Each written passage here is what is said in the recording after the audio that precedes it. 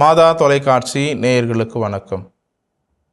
இன்றைய நாளில் இயேசு நமக்கு 2 காரியங்களை நமக்கு கற்றுத்தர ஆசைப்படுகிறார், அல்லது நாம் கற்றுக்கொள்ள அவர் ஆசைப்படுகிறார்.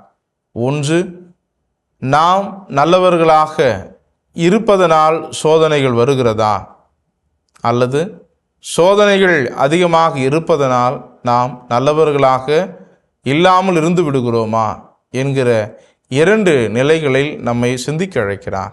கற்றுத்தரவும் அவர் ஆசைப்படுகிறார். இன்றைய நாளிலே நாம் வாசிக்கக்கூடிய இந்த நற்செய்தி இயேசுனுடைய அல்லது அழகை இயேசுவை சோதித்த அந்த பகுதியை நமக்கு சுட்டி காட்டுகிறது. இன்றைக்கு வாழ்ந்து கொண்டிருக்கிற இந்த உலகில், இந்த சூழலில் நாம் எல்லோரும் ஆசைகள் அதிகம் நிறைந்தவர்களாயினும் கவர்ச்சிகளுக்கு அதிகமாக அடிபணிந்து விடுபவர்களாகவும் நாம் வாழ்ந்து கொண்டிருக்கிறோம். ஆக இயேசுவை சோதிக்கிற பொழுது அந்த அழகை இயேசுவிற்கு பல ஆசைகளை காட்டுகிறது, பலவிதமான வாக்குறுதிகளை இயேசுவுக்கு தருவதை நாம் பார்க்கிறோம். ஆக இன்றைய நாட்களில் நாம் சக மனிதர்களுடைய வார்த்தைகளுக்கும் போலியான வாக்குறுதிகளுக்கும் போலியான ஆசை வார்த்தைகளுக்கும் நாம் அடங்கி ஏமாந்து போகிற ஒரு நிலையை நாம் இருக்கிறோம். இயேசு அழகையினுடைய வார்த்தைகளை தாண்டி, அழகினுடைய செயல்கள், அழகை தருவதாக தனக்கு தருகிற அங்கே வாக்குறுதிகளை எல்லாம் தாண்டி கடவுளுடைய வார்த்தையை அது அழகைக்கு பதிலளிப்பதை நாம் பார்க்கிறோம். ஆக இன்றைய நாளிலே நாம் சிந்திக்க வேண்டியது, நான் நல்லவனாக இருப்பதனால் எனக்கு என்ன பயன் என நாம் பல நிலைகளில் நினைக்கலாம், அல்லது வேறு விதத்திலும் நாம் யோசிக்கலாம்.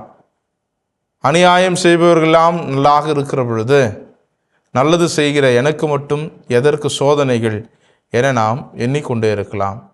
ஒருவேளை நாம் நினைத்து பார்க்க வேண்டியது, பழைய ஏற்பாட்டினுடைய கதை மாந்தராக இருக்கிற யோபு அவர்களை நாம் நம்முடைய வாழ்க்கையிலே அதிகமாக சிந்தித்து பார்க்க வேண்டும். கடவுள் அதிகமாக தன்னை நேசிப்பவரை தான் அதிகமாக சோதித்து பார்க்கிறார்.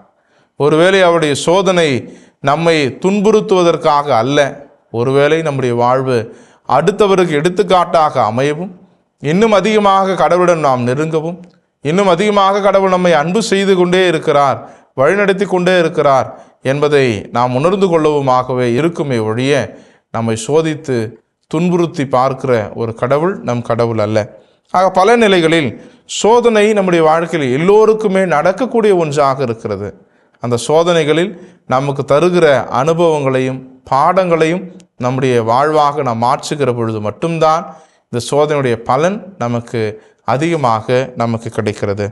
எனவே நாம் எல்லோரும் நன்மைகள் அதிகமாக செய்கிற பொழுது, சோதனைகளுக்கு ஆட்படுகிற பொழுது மனதினை நாம் விடுத்து விடாது, நன்மைத்தனங்களில் தான் கடவுள் அதிகமாக நிறைந்திருக்கிறார், நன்மைத்தனங்கள் மூலமாக தான் நாம் கடவுளை அதிகமாக நெருங்க முடியும், சோதனைகள் நம்மை புடமிடுபவையாக இருக்கின்றன என்பதை நாம் உணர்ந்து, இயேசு நமக்கு முன்மாதிரியாக இந்த சோதனைகளிலிருந்து எப்படி வெற்றி பெறுவது, ஆசை வார்த்தைகளிலிருந்து நாம் எப்படி கடந்து வருவது, பல நிலைகளில் தமிழில் அழகான ஒரு சொல்லாடல், ஆசை வார்த்தைகளுக்கு நான் மோசம் போகிவிட்டேன் என்கிற ஒரு வார்த்தை இருக்கிறது. ஆக ஆசை வார்த்தைகளுக்கு நாம் மோசம் போகிவிடாமல், நம்முடைய வாழ்வை நாம் அழித்து விடாமல் வாழ்கிற ஒரு மனநிலையை, தெளிவான திறனை, சிந்திக்கிற ஆற்றலை நாம் பெற இந்த நாளிலே இறைவனிடம் நாம் அருள் வேண்டுவோம். இயேசுவுக்கே புகழ், இயேசுவுக்கே நன்றி. மரியே வாழ்க.